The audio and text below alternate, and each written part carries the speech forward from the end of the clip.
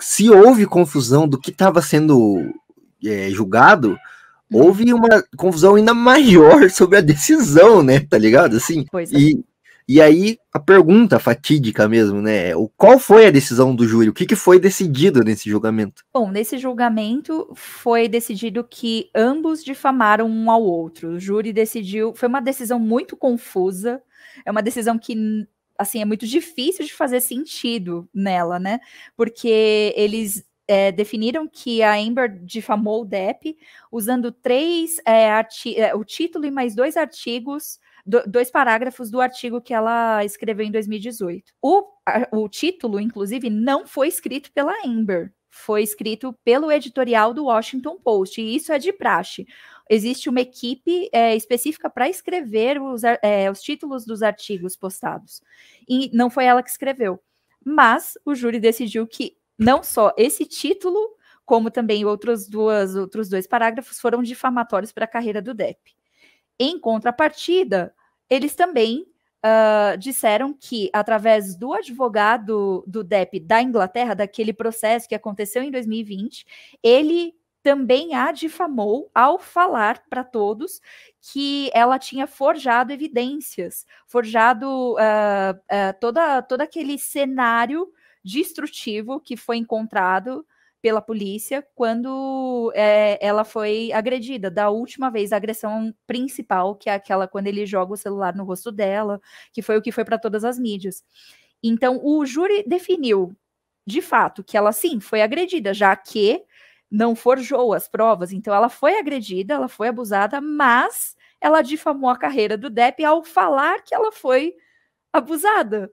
Então, ficou assim, totalmente confuso, né? Não dá para entender nenhum tipo de noção em relação a esse veredito. E não só isso, eles pareciam tão confusos que na hora do veredito, eles não sabiam nem o valor que eles tinham que definir para cada um. Então a juíza teve que dar para eles mais 15 minutos para eles voltarem para a sala onde eles faziam a definição, né, do veredito, para eles, então, definirem qual valor seria estipulado para cada um. Então, eles estavam perdidos na hora que eles foram fazer essa definição do júri, né? Definição geral. Cara, essa história só fica mais absurda, assim, né, velho? Tipo assim, cada show de horrores. Então, é absurdo. E aí, eu vou adiantar uma pergunta aqui, só porque faz sentido com o que você falou, assim. Você comentou aí, e aí a Larissa, que a gente já citou aqui, né? Ela tem alguns artigos muito bacanas na internet, e eu retirei um trecho de um deles, assim, que explica justamente isso que você falou, assim, né? Que ela vai falar que justamente isso que você colocou, né? O Johnny Depp, ela foi condenada por difamar a carreira do Johnny Depp, chamando ele de abusador.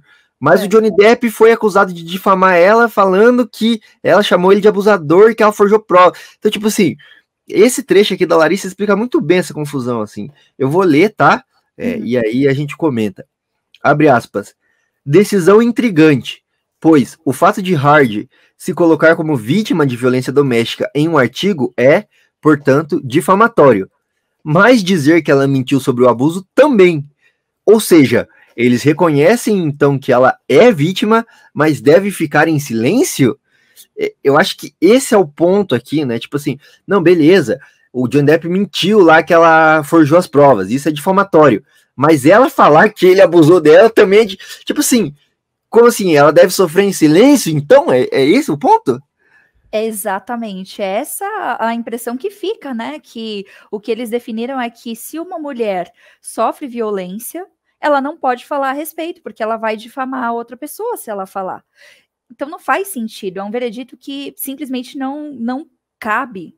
Acredito que exatamente por conta disso ela vai entrar com recurso, né? Vai buscar alguma forma de esse julgamento não ser válido, porque não faz sentido esse tipo de julgamento final. Então, além disso, todo o artigo, né, que seria o que teria difamado ele, em momento algum ela cita o nome dele, em momento algum no artigo ela cita a violência sofrida. No artigo ela menciona uma questão de abuso sexual, mas não é nem relacionado a ele, é relacionado a uma questão quando ela era da época colegial ainda. Então, em momento algum, o Depp é citado. E ainda assim, ele não só a processou por isso, mas o júri entendeu que ela o difamou com malícia ainda. Esse que é a pior parte, com malícia, com a intenção de difamá-lo, sendo que em momento algum era sobre ele. Na verdade, o artigo é 100% sobre ela. Pois é, absurdo assim, né?